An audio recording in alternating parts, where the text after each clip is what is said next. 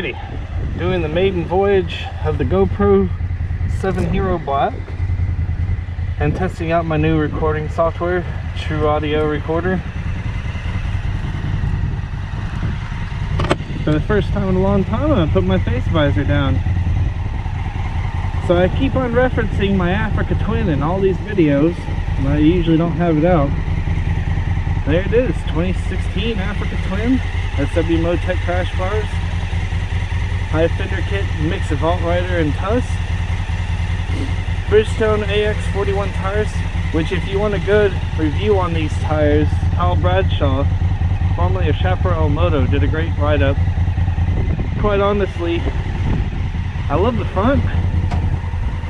The rear, it's alright, it's a little squirrely. I'd say if you've ever ridden the Shinko 804, 805 set, it's a lot like that, except for it actually has lateral hold.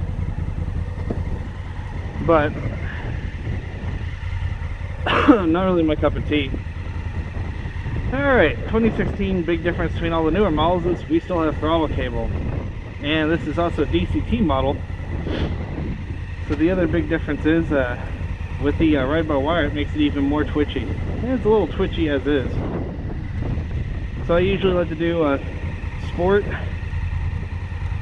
1 to ride and Traction Control 1. Traction Control, it's good on this bike, but it's also a little invasive. So most people say, oh, DCT just like riding a scooter. No, not really. It's actually a pretty fun experience. If anything, it takes a little more skill to ride off-road because you can't rely on your clutch modulation. You have to learn a completely new way to ride. So you can ride with paddle shifters, not a problem. Totally accessible way to ride. Or you can let the bike do most of the work, which I don't suggest doing if you're riding a lot of single track with a lot of up and down hill.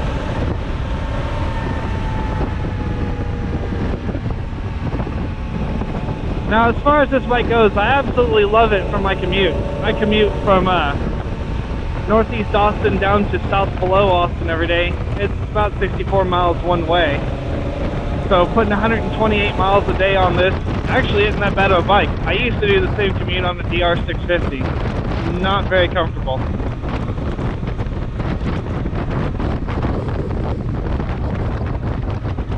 I meant to get out and do this yesterday, but the temperature dropped quite a bit and it was doing nothing but pouring down rain all day yesterday. And yeah, I have wet weather gear and I have cold weather gear. Not the best cold weather gear, but I just kind of figured take this out for a little funsies.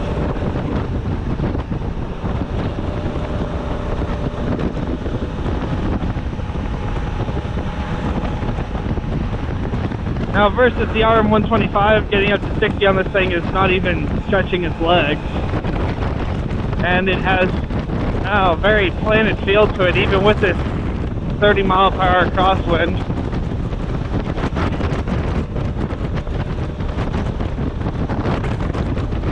As far as the tires go, the AX41s, they perform really well on the street. They usually don't break loose. So my favorite rear tire for dirt duty on this is the Motos 80V rear. A, it lasts a ton of time. B, it has really good hookup. I've tried the E09 Mitas. I've tried the E07. I've ran Shinko 705s, 805s. But yeah, I keep on getting drawn back, and the Bridgestone, keep on getting drawn back to that Adventure rear tire. The Motos Adventure front, on the other hand, is a lot like trying to navigate through a bowl full of jello. The tire squirms a lot, it's unpredictable, and it doesn't have very good wet weather characteristics or dry weather characteristics, or really any desirable characteristics in a tire. And it does the dirt fairly well, but honestly a TKC80 in the front does a better job off-road and on-road.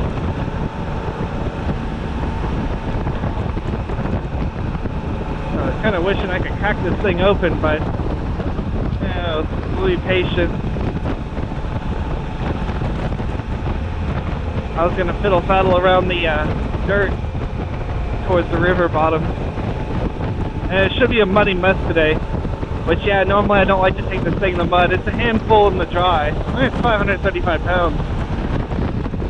It was kind of funny when I switched to the RM125 after riding this. It felt like I was riding a mountain bike through the woods. I mean, I have taken this thing on a few AMs single track rides.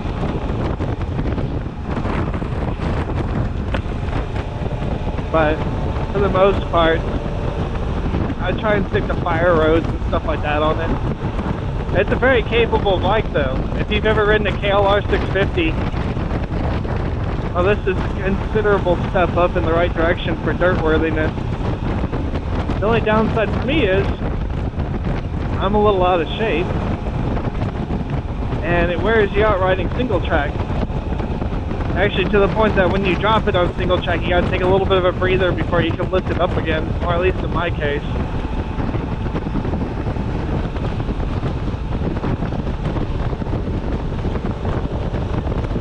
But I basically raced motorcycles from the time I was 7 all the way till I was 18.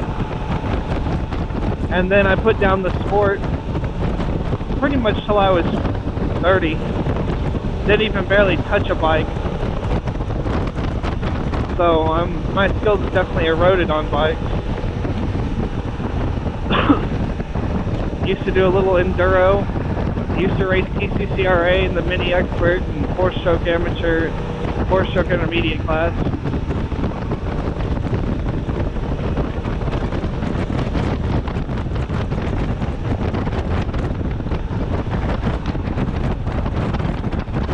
Now I barely have the skill to navigate a bike around a fun track.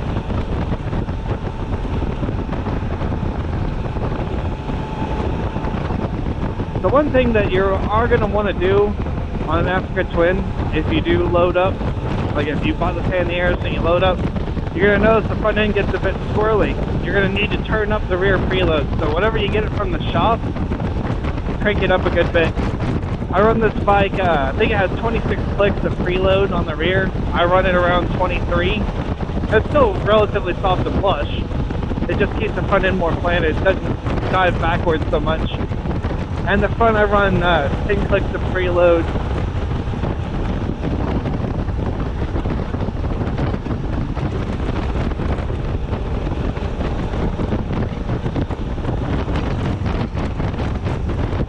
So what were the advantages of buying a newer Africa Twin over this one?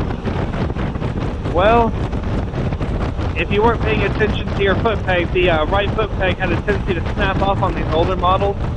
You could get a Camel ADV brace, not have that issue.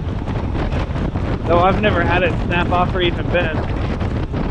And the forks were a little funny. But kind of the issues you're running into with the newer Africa Twins is their fuel pumps. There's an issue with a lot of debris in the tank, I guess from welds or some sort of degradation of the interior coating. And they're torching fuel pumps on the regular. And there's a couple of other electronic issues that are being sorted out as far as like the cruise control, and one of them has electronic suspension. Now, having ridden a Yamaha Super Tenere with electronic suspension, yeah, it's a nice feature. You gotta practically have a PhD to operate it though.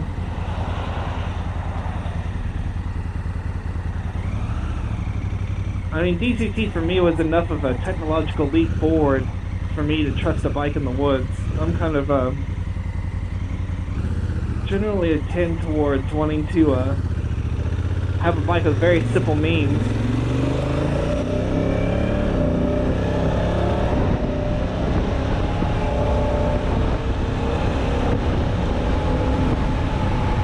Oh goodness. Now when it comes to Austin commuting though, not having anything to do with that left hand is mighty nice. Not gonna lie about that.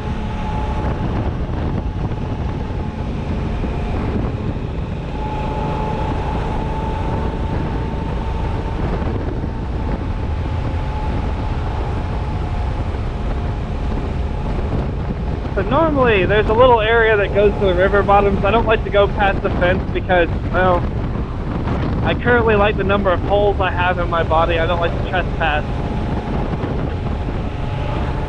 But it's a little dirt road. Folks will come down here and go fishing from time to time. I know this isn't a very exciting dirt run, but you know, you take what you can get nearby. So when I ride this thing off-road, change the settings up a tad. Normally I put on my low seat too, because I'm a shorty. So I switched to Sport Mode 2. Turn that traction control off.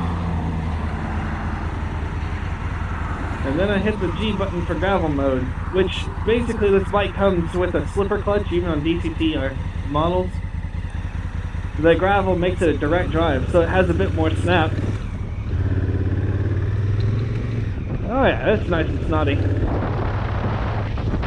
So you ask, well, how do you wheelie on one of those? Well, I'm still trying to suss that out. You don't pop the clutch and loft over anything. Ooh, God. This is a slick mess.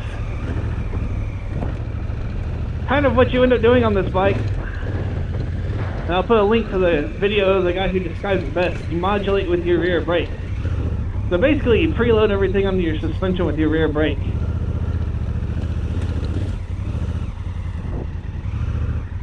Yeah, that's that path down there. You don't go very far with it being able to ride. You can kind of get around the shoreline, but on a beast like this, it's a bit much to ask of it.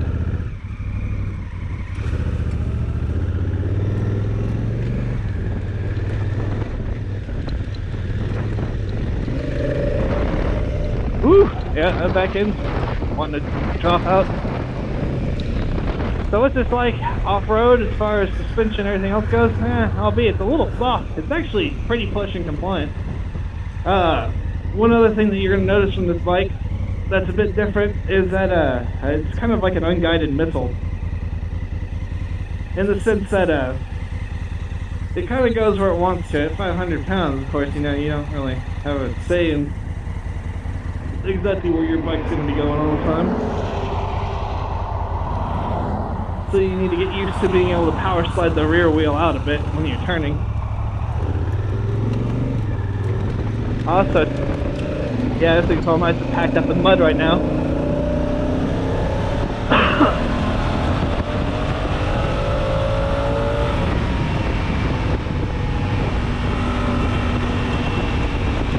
It'll definitely get up and go though. That's no question in my mind. This thing is absolutely great for our tollway. So out here we have the Highway 130, which is a tollway that goes between 80 and 85 miles an hour. Doing that on a 250 Dual Sport or even the DR has the thing kind of strung out. This thing's barely above 3K RPM at 80 miles an hour.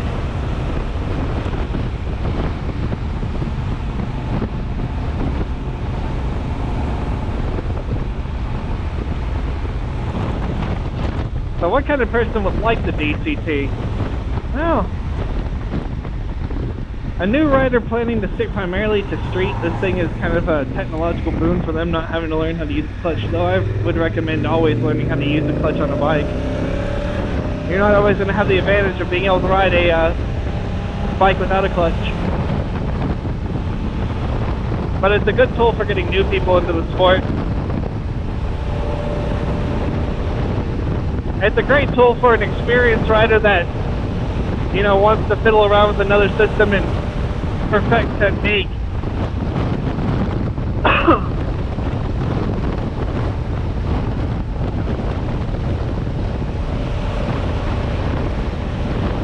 Ah, goodness, it is windy out here. At 530 pounds, so it's a little bit nice not having to focus on clutch modulation and everything.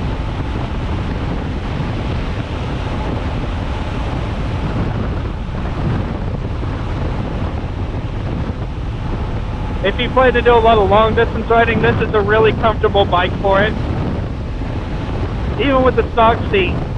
So like a lot of dual sports, the first thing you want to do with the seat is just pitch it in the trash. The stock seat's actually pretty comfortable.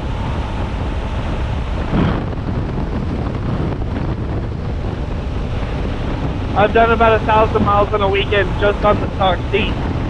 Not even a problem.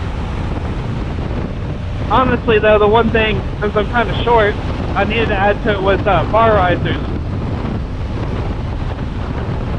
In stock format, I was reaching a bit far, my neck was craning, and I would get terrible neck and back aches riding it for distance. So once I put on the 1-inch riser, this thing became a lot more comfortable for road use. The giveaway on that though is when you're riding standing up, the position's not quite as good. That's kind of what you deal with when you have an adventure or dual sport bike, is the compromise factor.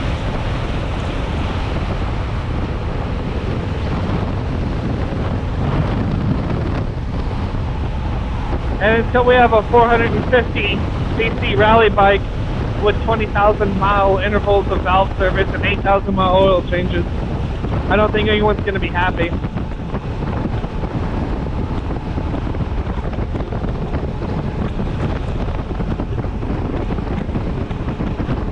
But I will say this bike has definitely been a great bike for the last 3 years.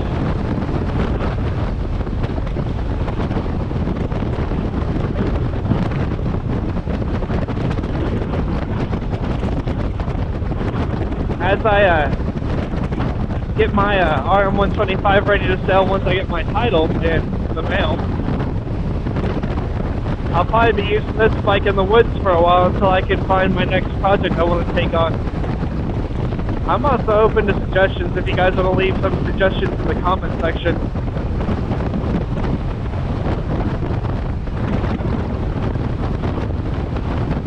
I'm not adverse to having to title a bike.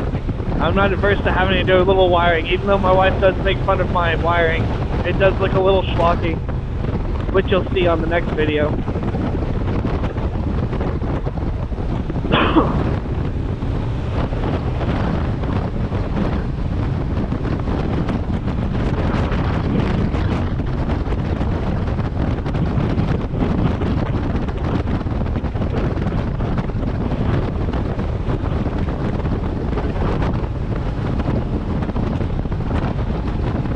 I know if we get another ride in, and it's at a good place for this bike, I might just go ahead and take this out, record it, you know, give everyone on YouTube a good laugh. Me trying to muscle a 535-pound pig through the woods. But I will say this thing does carry its weight really well. And the only time you really feel the weight is when you lose momentum, or when you have to lift it. And boy, do you feel the weight when you have to lift it.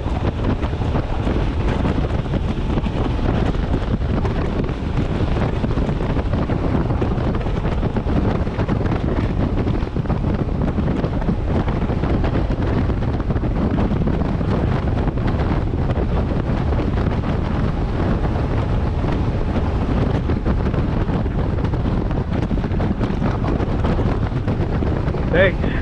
It is definitely a little cold today. I probably should have beefed up my glove choice too. So I'm sniffling and coughing a bit.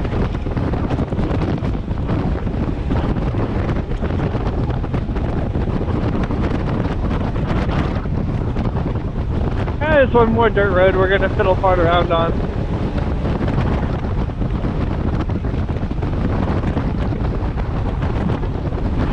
Oh, another thing to bear in mind when you do take this thing off-road, people have a tendency to air down off-road, which is fine, dandy. I mean, airing down is a great practice.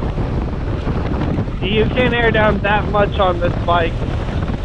Its sweet spot for road riding is about 29 pounds front and rear.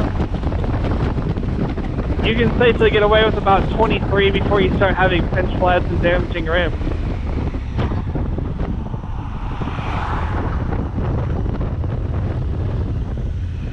Alrighty. I'm going to turn back on G mode.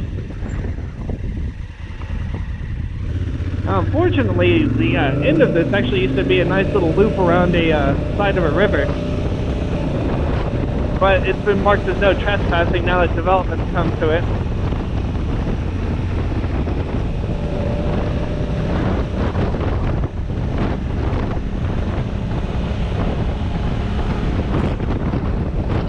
Now this is kind of this bike's natural element. You find some dirt roads, some jeep trails, stuff like that. Not the type of jeep trails you find out at Hidden Falls. I took this bike out there the first weekend I had it, thinking I'd be Billy Badass. I got turned around on some jeep trails with 1 foot tall limestone drops. My bash plate still shows the battle scars from that experience.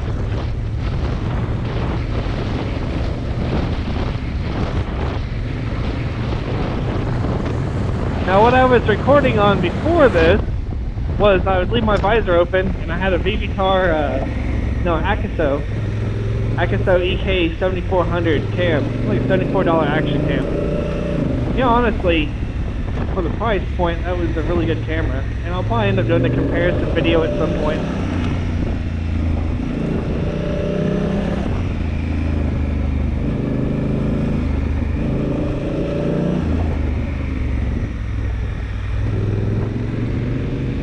Yeah, I used to head over there to the right, but yeah, that's not really an option anymore.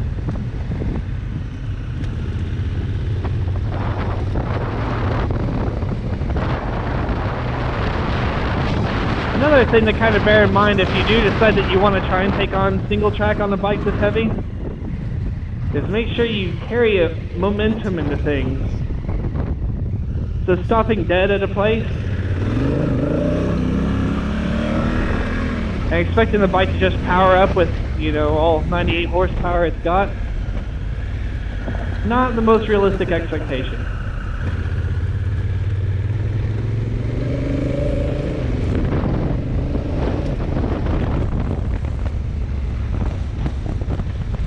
Certainly gravelly.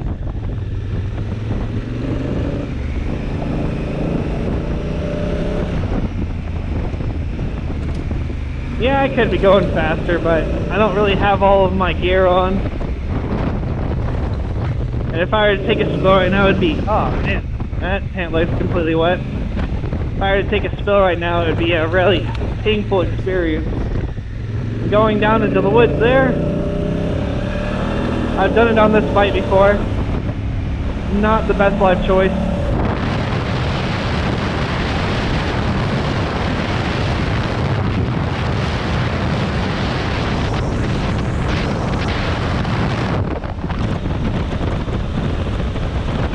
If you saw my other video, this is the video this is kind of where I went on 125 the Night Rider when I was taking my RM 125 out for a nighttime spin.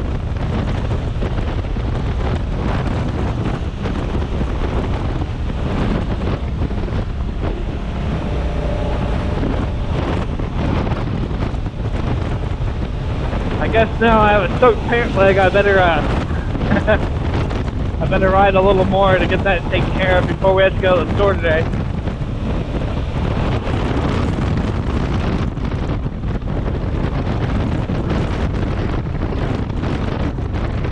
Now the other question is, can you ride with the G mode on the road? Oh, yeah, you can. You'll end up busting out your back tire a smidge.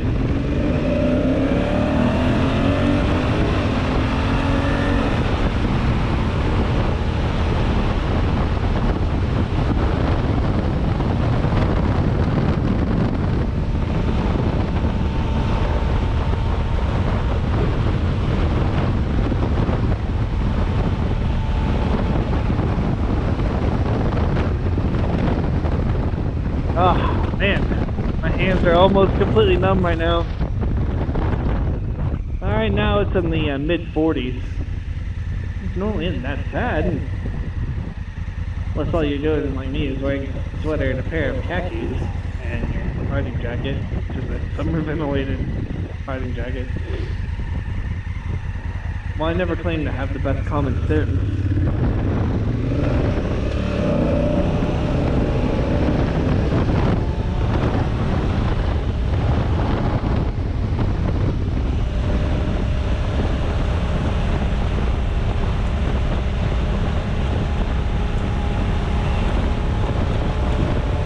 You know, every once in a while, a few of the folks I ride adventure bikes with ask me, why don't you have grip warmers? Well, normally the types of grips that you have grip warmers for are pretty uncomfortable.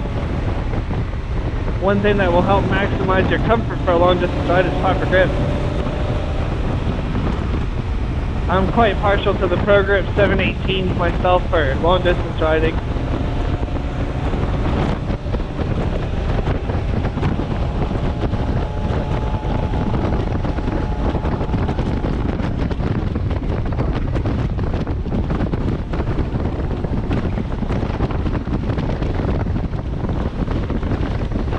Certainly is busy out today.